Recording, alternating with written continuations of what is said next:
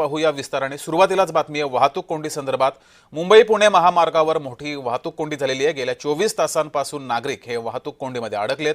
Gas tanker उलटल्याने वाहतूक कोंडी झाली आहे। पुण्याहून मुंबईला जाणारी वाहतूकीचा अद्यापही बंदच आहे।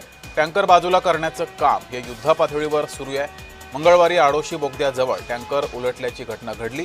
टँकर बाजूला करण्याचं काम युद्धपातळीवर सुरू आहे। अत्यंत ज्वलनशील गॅस असल्यामुळे पुण्याहून मुंबईकडे जाणारी वाहतूक अजून बंद ठेवण्यात आली आहे। त्यामुळे या महामार्गावर मोठ्या प्रमाणात वाहतूक कोंडी झालेली आहे। गेल्या 20 ते 22 तासांपासून ही वाहतूक कोंडी झालेली आहे आणि या वाहतूक कोंडीमध्ये अनेक वाहनं अडकलेली आहेत, अनेक प्रवासी हे अडकलेले आहेत। ही दृश्य आपण पाहतोय।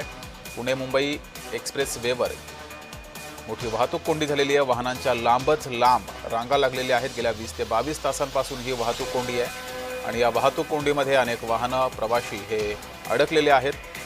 पुण्याहून मुंबईला जाणारी वाहतूक अद्यापही बंदच आहे। अधिक माहिती घेऊया, आपल्या प्रतिनिधी सारिका सावंत आपल्या सोबत जोडल्यात। सारिका, आत्ताचे नेमके अपडेट काय आहेत?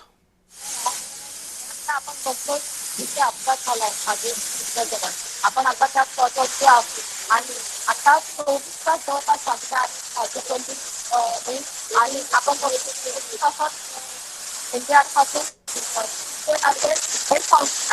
फोकस करतो हे प्रयत्न करतात लवकरात लवकर त्यांच्या वरती कारण जो गॅस टँकर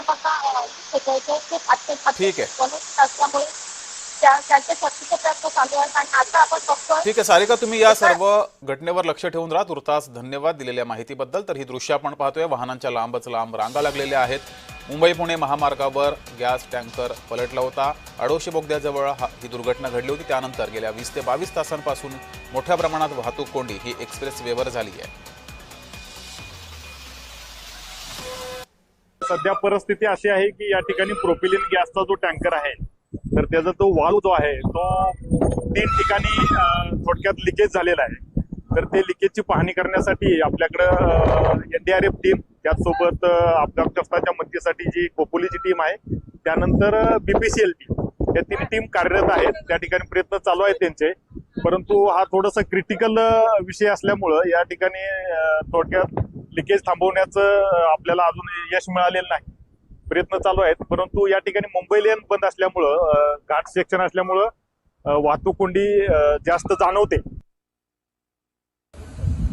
काल संध्याकाळी मुंबई पुणे एक्सप्रेसवेवर आडोशी बोगद्याजवळ प्रोपेलिन गॅसची वाहतूक करणारा टँकर उलटला।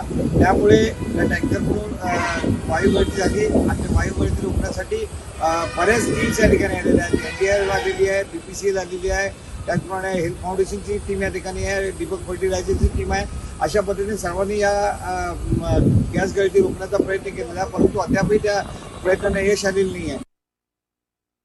तर मुंबई पुणे महामार्गावर मोठ्या प्रमाणात वाहतूक कोंडी झालेली आहे। या कोंडीमुळे नागरिक हैराण झालेले आहेत। तर रात्री 10 वाजेपर्यंत वाहतूक सुरळीत होईल असं खासदार श्रीरंग बारणे यांनी वक्तव्य केलंय। वाहतूक कोंडी संदर्भात शिवसेनेचे खासदार श्रीरंग बारणे यांनी जय महाराष्ट्राला प्रतिक्रिया दिलेली आहे, ती पाहूया।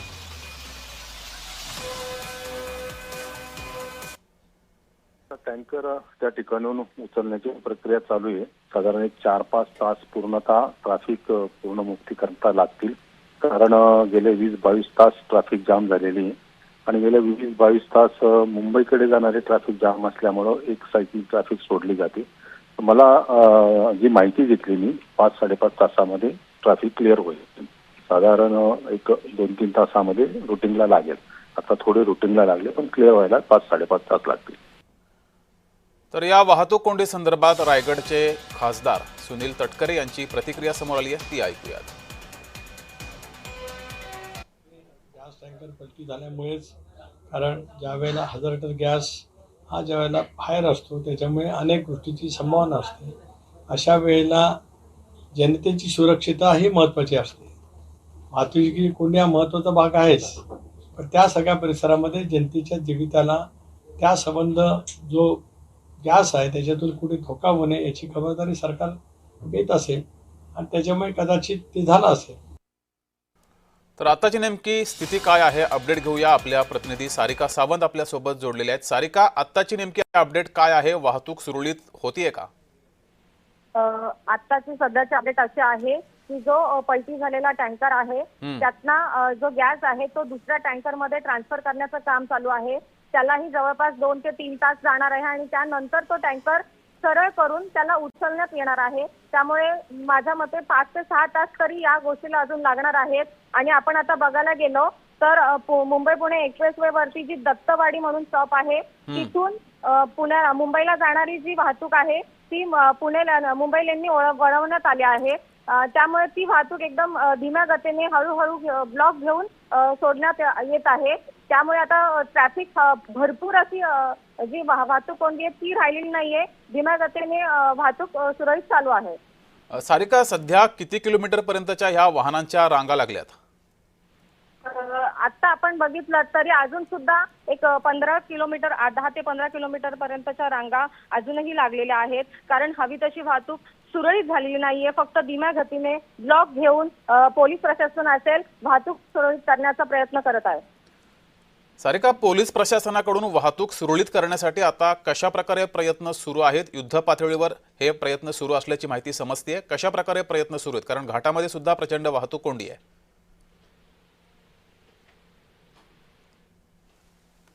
तर सारिका सावंत यांचा आवाज पोहोचत नाहीये, मात्र ही दृश्य आपण पाहतोय. लोणावळा घाटामध्ये सुद्धा प्रचंड वाहतूक कोंडीत झालेली आहे. वाहनांच्या लांबच लांब रांगा लागलेल्या आहेत. जवळपास 10 ते 15 किलोमीटर पर्यंतच्या अजूनही रांगा आहेत. गेल्या 20 ते 22 तासांपासून ही संपूर्ण वाहतूक कोंडी झालेली आहे. अनेक वाहनं प्रवाशी या वाहतूक कोंडीमध्ये अडकले. मात्र ज्यावेळेस हा टँकर पलटी झाला त्यानंतर हा टँकर बाजूला काढण्याचे प्रयत्न सुरू होते. मात्र यावेळेस वाहतूक विभागाकडून योग्य ती कारवाई करणं गरजेचं होतं, योग्य ती उपाययोजना करणं गरजेचं होतं. ती झाली नसल्याचं समोर आलंय. तर टँकर पलटी झाला त्यानंतर मोठ्या प्रमाणात वाहतूक कोंडी झालेली आहे. यावर जय महाराष्ट्रानं काही सवाल उपस्थित केलेत, ते पाहूयात. टँकर उलटल्या क्षणापासून महामार्ग पोलीस काय करत होते हा सवाल आहे. मुंबई पुणे महामार्गावर आपत्कालीन उपाययोजनांसाठी नेहमीच उशीर का होतो? कारण याआधी सुद्धा अनेक वेळा असा उशीर झालेला आहे. त्यामुळे अनेक वाहनं वाहतूक कोंडीमध्ये अडकली होती, प्रवासी अडकले होते. $1 ट्रिलियन अर्थव्यवस्था करायला निघालेल्या महाराष्ट्राला अशी वाहतूक कोंडी लाजिरवाणी नाही का? हाही सवाल या निमित्तानं उपस्थित होतोय. 12 ते 14 किलोमीटरची वाहतूक कोंडी झाली आहे हे माहिती असूनही घाटाच्या दिशेनं वाहनं का सोडण्यात आली? त्यामुळे आणखी वाहतूक कोंडी झाली. अभूतपूर्व वाहतूक कोंडीमध्ये प्रवाशांच्या सोयीसाठी तातडीनं पाऊल का उचललं नाही हाही सवाल आहे. कारण प्रवाशांचे प्रचंड हाल झालेले आहेत. महिला, लहान मुलं, ज्येष्ठ नागरिकांच्या अशा स्थितीत अधिक हाल होतात. हे प्रशासनाला कळत नाही का? हाही सवाल या निमित्तानं उपस्थित होतोय. पुढे वाहतूक कोंडी आहे हे माहिती असूनही टोल वसुली का सुरू होती? ही गंभीर बाब आहे. पर्यायी मार्ग मोकळे ठेवण्यासाठी प्रशासनानं कुठली पावलं उचलली ज्यामुळे वाहतूक कोंडीतून सुटका होऊ शकली असती? तर असंही काही समोर आलं नाही. एक्सप्रेसवेवर वाहतूक कोंडी ही नित्याची असून इथं अधिक पोलिसांची तैनाती का नाही हाही सवाल या निमित्तानं उपस्थित होतोय. अनेक वेळा अपघात सुद्धा होतात. मुंबई पुणे एक्सप्रेसवेवर लोकांनी आणखी किती वर्ष हाल सोसायचे हाही सवाल या निमित्तानं उपस्थित होतोय. प्रचंड अशी टोल वसुली केली जाते, मोठ्या प्रमाणात कर सरकारला मिळतोय. मात्र तरीही या ठिकाणी वाहतूक कोंडी आणि अनेक त्रास हे प्रवाशांना सहन करावे लागतात. तर नेमकं काय घडलेलं आहे ते पाहूयात. 1 दिवसापूर्वी दुपारच्या सुमारास गॅस टँकर उलटला. मंगळवारी ही घटना घडली. खंडाळ्याच्या आडोशी बोगद्याजवळ ही घटना घडली.